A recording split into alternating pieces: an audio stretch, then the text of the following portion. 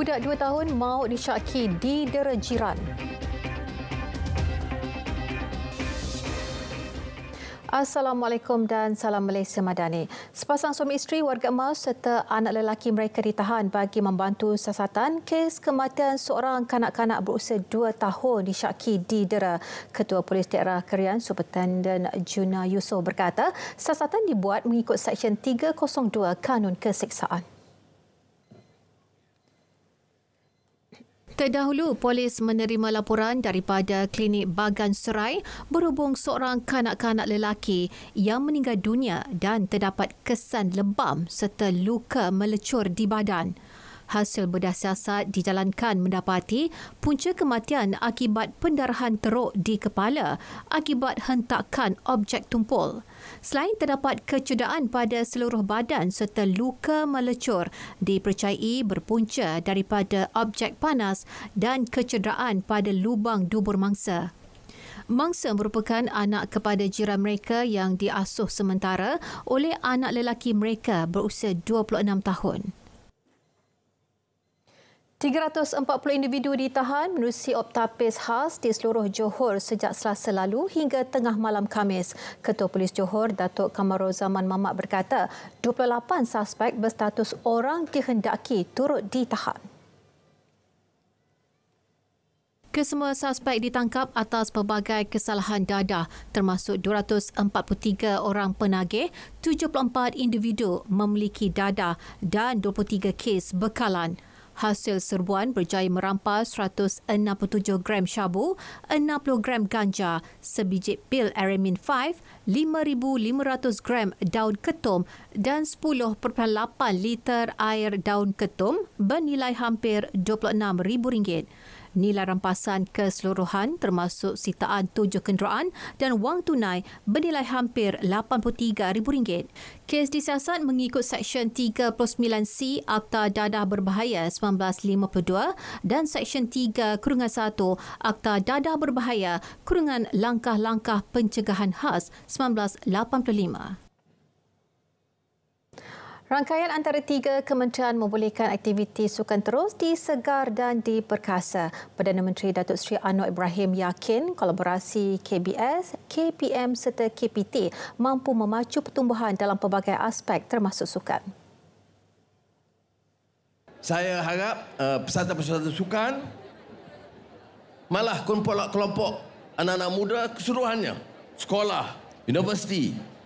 Sebab itu saya minta jaringan di antara Menteri Belia dan Sukan, Menteri Pendidikan Tinggi, harus ada rangkaian yang lebih erat supaya kegiatan di sekolah, kegiatan di pusat pengajian tinggi dan kegiatan di kalangan masyarakat, komuniti itu disegarkan. Kita dengar kadang-kadang. Berucap merasmikan Hari Sukan Negara 2023, Datuk Seri Anwar percaya di bawah kerangka madani, kerajaan mampu melahirkan generasi muda yang cergas dan sihat. Semalam ketika pembentangan Belanjawan 2024, Perdana Menteri mengumumkan beberapa inisiatif serta insentif untuk aktiviti sukan, antaranya peruntukan RM72 juta bagi memperkukuh ekosistem atlet acara podium dan pelaksanaan inisiatif Road to Gold. Manakala sejumlah 50 juta disediakan bagi menyelenggara serta menaik taraf kemudahan belia dan sukan seluruh negara, juga cadangan pelepasan cukai khusus untuk pembelian peralatan dan aktiviti sukan terhad sehingga RM1,000. Ribuan rakyat di seluruh negara tampil menyemarakkan sambutan Hari Sukan Negara HSN 2023. Penganjuran yang sentiasa dinanti dengan pelbagai aktiviti kesukanan dan riadah itu disambut secara tahunan pada Sabtu Minggu ke-2 Oktober. Di Putrajaya, Perdana Menteri Datuk Seri Anwar Ibrahim merasmikan HSN 2023 peringkat kebangsaan dan turut melepaskan peserta acara larian dan berbasikal. Program turut dihadiri Menteri Belia dan Sukan Hanayo serta Ketua Setiausaha Negara Tan Sri Muhammad Zuki Ali. Timbalan Perdana Menteri Datuk Seri Dr. Ahmad Zahid Hamidi pula merasmikan sambutan HSN peringkat Kelantan di Taman Etnobotani dekat Gomusang. Di Kedah, kira-kira 11,000 peserta hadir memeriahkan sambutan HSN peringkat negeri berlangsung di Sekolah Menengah Kebangsaan Sungai Layar, Sungai Petani. Timbalan Menteri Dalam Negeri Datuk Seri Dr. Samsul Anwar Nasara turut serta. Di Selangor, sambutan HSN 2023 di IJM Rimbayu, Kuala Langat yang dirasmikan Menteri Besar Datuk Seri Amiruddin Syari dihadiri kira-kira 5,000 pengunjung. Menteri Besar Perak Datuk Seri Saarani Muhammad bersama kepimpinan Kerajaan Negeri turut serta dalam HSN peringkat negeri yang berlangsung di Bulatan Sultan Azlan Shah Meru. Lebih 260,000 individu pelbagai golongan mengambil bahagian dalam pelbagai acara yang bermula semalam sempena HSN di seluruh negeri Pahang. Dan di Melaka, HSN peringkat negeri di Pusat Dagangan Antarabangsa Melaka meriah dengan kehadiran lebih 10,000 peserta. Acara dirasmikan Ketua Menteri Datuk Seri Abdul Rauf Yusof turut dilaksanakan secara serentak di daerah lain. Pembentangan Belanjawan 2024 telah dicerakin dengan cukup komprehensif serta mengambil kira semua golongan masyarakat. Dan sehubungan itu, Timbalan Perdana Menteri Datuk Seri Dr. Ahmad Zahid Hamidi berharap pembentangan semalam tidak dipolitikkan mana-mana pihak. Jangan dilihat bajet sesatu tahun ini sebagai bajet yang hanya dilihat dalam konteks keperluan semasa saja, tetapi juga harus dilihat untuk jangka pendek dan jangka sederhana. Kita mempunyai rancangan tiap-tiap 5 tahun dan ini harus dilihat begitu ya. Biarlah kita berbeza pandangan politik, tetapi dalam soal ekonomi, soal imej negara, kita hendaklah tidak mempolitikkannya. Impian penduduk Gomusang Kelantan menikmati kemudahan riadah bakal menjadi kenyataan apabila Kerajaan Persekutuan sedia membina sebuah kompleks sukan di daerah itu. Perkara itu diumumkan Datuk Seri Dr. Ahmad Zahid Hamidi selepas merasmikan sambutan Hari Sukan Negara peringkat Kelantan. Datuk Seri Dr. Ahmad Zahid berkata rundingan akan dibuat dengan Kementerian Belia dan Sukan, Kementerian Ekonomi dan Kementerian Keuangan dalam merealisasikan kompleks tersebut. Kebetulan Kesedah adalah menjadi peneraju utama kepada pembangunan di Gomusang ini dan insyaAllah kalau tidak tahun ini, tahun hadapan saya akan mengusahakannya. Sebanyak RM267 juta telah diperuntukkan kepada Kelantan untuk membina kemudahan sukan sebagai persediaan bagi acara Sukan Malaysia Sukma pada 2028. Peruntukan RM100 juta kepada unit transformasi masyarakat India bukti semua kaum mendapat perhatian. Timbalan Presiden MIC Datuk Seri M. Saravanan berkata ia memberi makna besar kepada kaum India terutama mereka yang layak ke institusi pengajian tinggi. Satu bajet yang menyeluruh memberi bantuan kepada semua lapisan masyarakat khususnya kepada masyarakat India untuk pembangunan rumah-rumah ibadat, sekolah-sekolah Tamil termasuk pembangunan sosial masyarakat India melalui mitra dengan 100 juta dan saya percaya dengan sumbangan ini kita dapat meningkatkan taraf sosioekonomi masyarakat India.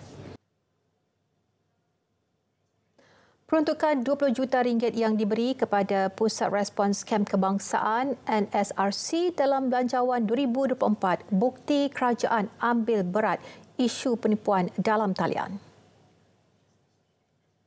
Menerusi catatan di Facebook, Menteri Komunikasi dan Digital Fahmi Fadil berkata kerajaan akan terus berusaha memantapkan keselamatan cyber. Dalam masa sama, rakyat perlu meningkatkan kesedaran berhubung isu berkenaan. Sejak ditubuhkan, NSRC telah mengendalikan lebih 49,000 panggilan dan berjaya membeku sehingga RM60 juta transaksi.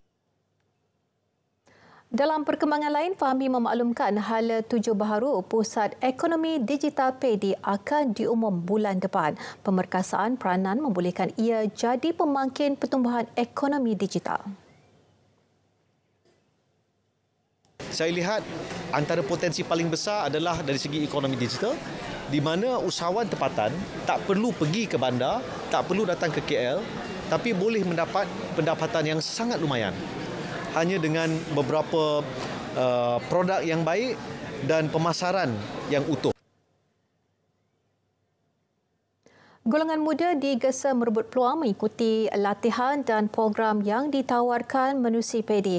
Ahli Parlimen Bandar Tun Razak Datuk Seri Dr. Wan Azizah Wan Ismail berkata, latihan ditawarkan menjadi platform mendalami bidang ekonomi digital dan memajukan sosioekonomi setempat. Saya ingin menggesa masyarakat setempat, terutamanya usahawan dan bukan usahawan, bukan usahawan. Golongan muda, terutama muda ni, kadang-kadang muda banyak dah lalas gig ekonomi, last-last bawa Grab, last-last bawa Food Panda. Kita tidak mahu dan kita mahukan anak-anak kita ni berusaha lebih pada itu, ya. Dan kita golongan muda membentuk 30% daripada jumlah keseluruhan penduduk di Bandar Tun Razak, merebut peluang keemasan, ikutlah latihan dan program yang ditawarkan. Beliau berkata demikian sempena Hari Bersama Komuniti dan Pelancaran PEDI Bandar Tun Razak di Perumahan Awam Seri Sabah 3A, Taman Permata.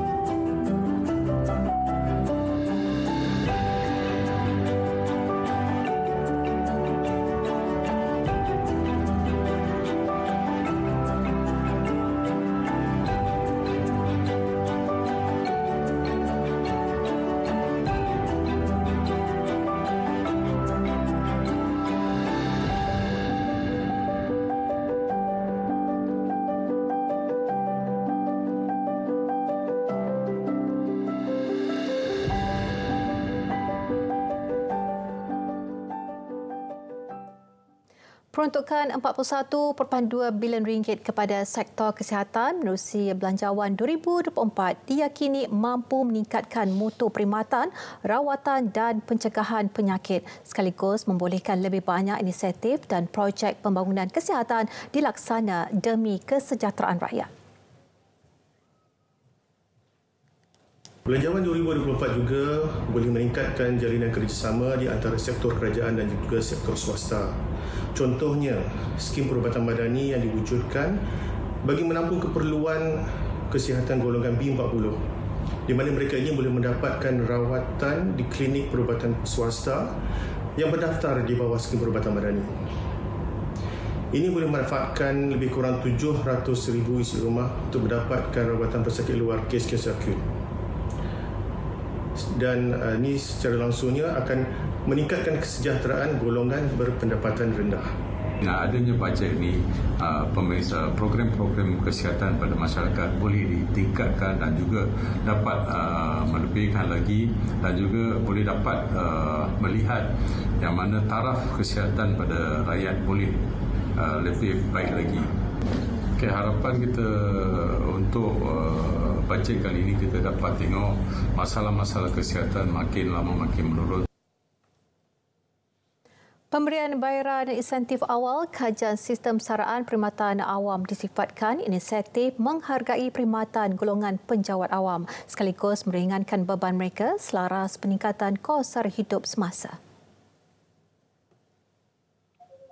Saya rasa satu inisiatif yang baik daripada kerajaan, terutamanya ia melibatkan kerajaan awam, kakitan kerajaan seperti saya.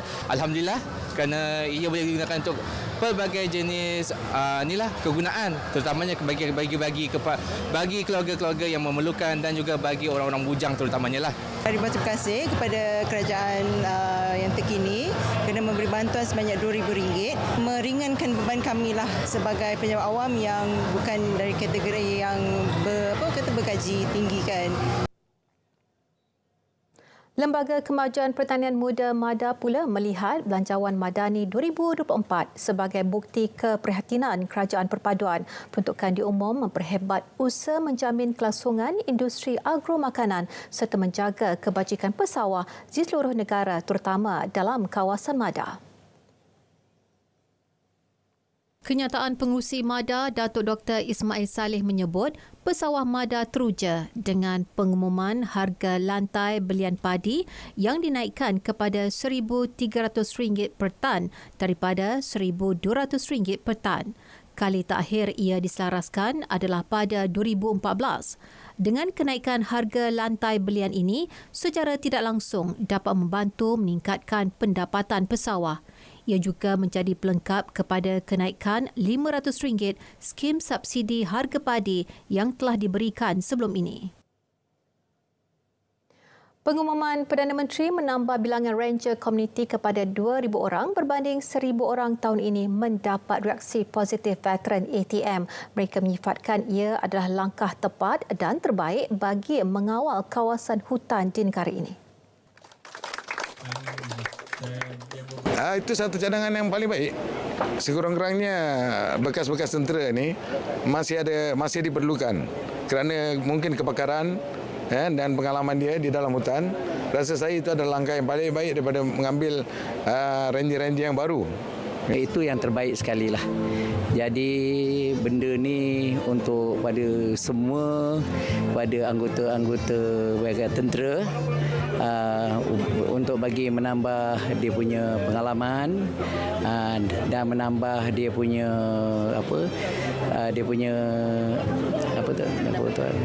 pendapatan dia tu. Itu pada pendapat saya pun. Encik Fauzi setuju lah? Saya setuju sama sekali dan saya menyokong sepenuhnya. Bersetuju sebagai Ranger berpandangan ataupun dari pengalaman yang beliau memiliki selama mungkin 21 tahun atau 18 tahun bertugas di dalam hutan dan pengalaman yang perlunya diketengahkan dan supaya pengalaman itu diberikan kepada generasi-generasi akan datang atau generasi muda dan semangat yang diperlukan oleh generasi muda untuk menjaga hutan-hutan yang ada di Malaysia ni. Pembukaan kawasan perindustrian berteknologi tinggi di Kerian Perak berupaya membawa limpahan pelaburan berimpak tinggi di wilayah ekonomi Koridor Utara NCER. Ketua Menteri Pulau Pinang Chow Kun Yew percaya langkah itu menarik NCER sebagai lokasi pelaburan asing sekaligus memacu kepada perkembangan ekonomi negara. Ianya sebenarnya memperkokohkan ekosistem kita dan memperluaskan rantau industri kita dari sebahagian Kedah, Pulau Pinang dan juga Perak Utara. Dan ini secara langsung akan membawa pembangunan kepada koridor utara yang mana saya percaya Pulau Pinang akan memainkan peranan sebagai pusat kepada koridor ini. Kita tidak anggap ini satu persaingan, tetapi peranan Pulau Pinang boleh menjadi satu engine head, membawa lebih banyak industri di negeri Pulau Pinang. Dalam perkembangan lain, beliau turut berharap agar kerajaan dapat menyegerakan projek meluaskan lapangan terbang antarabangsa Pulau Pinang di Bayan Lepas yang kini tidak lagi mampu menampung bilangan pengunjung semasa. Belanjawan 2024 adalah satu belanjawan dinamik untuk Malaysia terus maju ke hadapan. Ketua Menteri Melaka Datuk Seri Abdul Rauf Yusof berkata, dengan pelbagai insentif dan inisiatif kepada rakyat, ia mampu menjulang pembangunan negara yang positif. Saya lihat pelbagai insentif dan inisiatif yang telah dibawa oleh Yang Berhormat untuk menyokong kepada negara-negara yang lebih cemerlang. Pemberian bantuan-bantuan rahmah kepada penjawat awam sama ada yang kekal berpencen ataupun yang kontrak telah diselaraskan dan dapat dilihat bahawa satu pendekatan baru dalam membina Malaysia selepas pandemik COVID ini akan membuahkan kejayaan yang kita harapkan. Defisit fiskal tahun depan yang diunjur berkurang kepada 4.3% sejajar dengan kajian separuh penggal rancangan Malaysia ke-12. Peningkatan cukai perkhidmatan kepada 8% merupakan usaha kerajaan untuk mengurangkan defisit fiskal. Pada tahun 2025, pihak kerajaan sepatutnya akan cuba merendahkan lagi defisit tersebut ke paras antara 3% ke 3.5%. Jadi, it's a journey dan saya kira telah diumumkan juga rasionalisasi subsidi dalam diesel dan juga beberapa cukai dinaikkan. Jadi, itu jelas menunjukkan urusan untuk mereformasikan kedudukan fiskal itu masih berterusan dan saya kira mungkin akan datang akan ada lagi perincangan-perincangan yang akan dikongsi oleh pihak kerajaan. Veteran Angkatan Tentera dicadangkan agar dilibatkan dalam program latihan khidmat negara PLKN 3.0 sebagai jurulatih. Timbalan Menteri Kewangan 1, Datuk Seri Ahmad Maslan berkata ia berdasarkan kepakaran dan kemahiran dimiliki mereka yang boleh melancarkan perjalanan program. Telah diumumkan bahawa PLKN 3.0 akan dilaksanakan walaupun dia tidak dibuat di kem-kem swasta, dia akan dibuat di kem-kem tentera. Saya kira itu satu lagi peluang. Mungkin sebahagianlah selain daripada anggota yang sedia ada akan mengambil alih sebagai trainer, jurulatih. Kemungkinan saya kira boleh juga diambil veteran. Beliau yang juga ahli Majlis Veteran Kebangsaan berkata demikian selepas majlis penyerahan kunci rumah kepada veteran ATM di Air Baloi Pontian.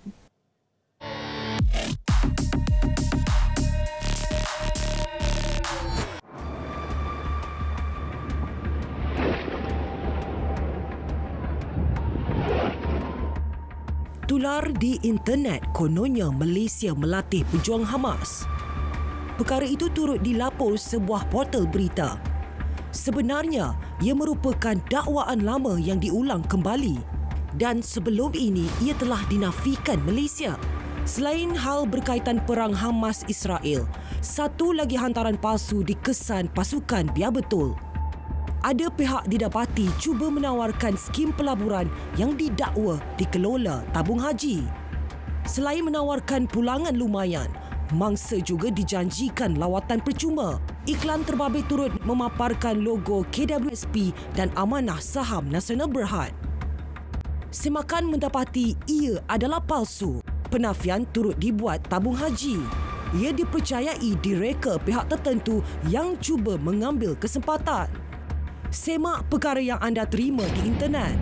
Menyebarkan maklumat palsu atau fitnah merupakan kesalahan. Terima bahan fitnah atau disyaki tidak betul, segera lapor ke SKMM.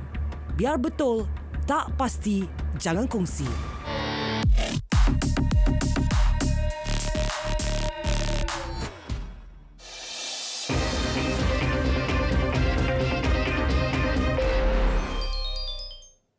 Spekulasi mengenai pengisian jawatan tertinggi Persatuan Badminton Malaysia BAM terjawab hari ini. Ahli Majlis Badan Induk tersebut bersetuju menamakan Menteri Pelaburan, Perdagangan dan Industri MITI Tengku Datuk Seri Zafrul Tengku Abdul Aziz sebagai Presiden baharu BAM. Bagaimanapun, tarikh sebenar pelantikan Tengku Datuk Seri Zafrul akan dibincangkan pada mesyuarat Majlis Disember ini. Saya yakin dan percaya bahawa adanya kombinasi kepimpinan ataupun ciri-ciri kepimpinan yang ada pada Tengku Zafrul itu yang dulu pernah berada di corporate, ya, hari ini berada dalam kepimpinan hari ini sebagai teknokrat/politician. Saya rasa ia akan lebih banyak membantu kepada kepimpinan. Pada Ogos, Tan Sri Mohamad Norza Zakaria mengejutkan ramai pihak selepas mengumumkan beliau akan melepaskan jawatan Presiden BAM hujung tahun ini. Kerana sebelum itu pada Julai, beliau mengumumkan akan meninggalkan badan kebangsaan itu selepas Sukan Olimpik Paris 2024.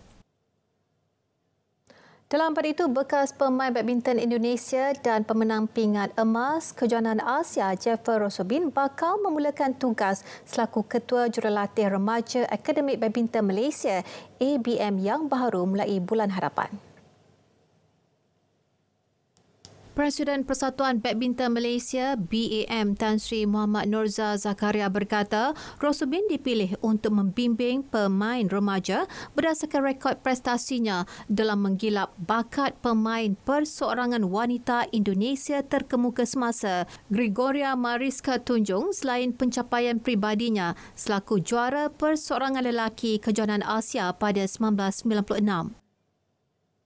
Reksi sebagai ketua now coaching director memerlukan sebab semua benda ni KPI ni junior dengan senior ni di bawah reksi. So tentu saja beliau juga harus memilih seorang yang berkelayakan dan seorang yang boleh bekerja dengan dia. Pada masa sama, Tan Sri Mohamad Norza percaya Rosobin mampu membantu peningkatan skuad perseorangan remaja wanita ke tahap yang lebih baik kerana jurulatih dari Indonesia itu telah membimbing Gregoria sehingga muncul sebagai juara perseorangan perempuan pada Kejohanan Remaja Dunia 2017 di Yogyakarta. Ini pula melibatkan aksi Pesta Bola Merdeka 2023. Ketua Jurulatih Harimau Melaya Kim Panggon akui aksi final menentang Tajikistan pada Selasa depan adalah peluang terbaik untuk melunaskan dendam kekalahan kepada pasukan di ranking ke-110 dunia itu. Jelas Panggon, kekalahan kepada Tajikistan pada aksi final Piala Raja Thailand tahun lepas perlu menjadi pengajaran kepada pasukan kebangsaan untuk bangkit meraih kecemerlangan. Sementara itu, pemain sensasi negara Faizal Halim berharap semua rakan sepasukan dapat kekal fokus untuk aksi final tersebut. Kita di home sudah tentu kita mahukan kemenangan. Saya berharap perlawanan 17 hari bulan nanti final semua pemain berada dalam keadaan baik, semua berjalan dengan lancar mengikut taktikal coach. Terdahulu, skuad Harimau Melaya mempamerkan aksi bertenaga di Stadium Nasional Bukit Jalil semalam apabila berupaya membenam India 4-2. Skuad kebangsaan yang menghuni ranking ke-134 dunia jelas dapat menyaingi kekuatan India di ranking ke-102 dalam perlawanan berlangsung di atas permukaan Padang Baharu Zion Zoysia. Baik, berita tengah malam berakhir di sini. Saya Miza Usni Muhammad, Malaysia Madani, tekad perpaduan penuhi harapan. Dengan itu, Assalamualaikum dan selamat malam.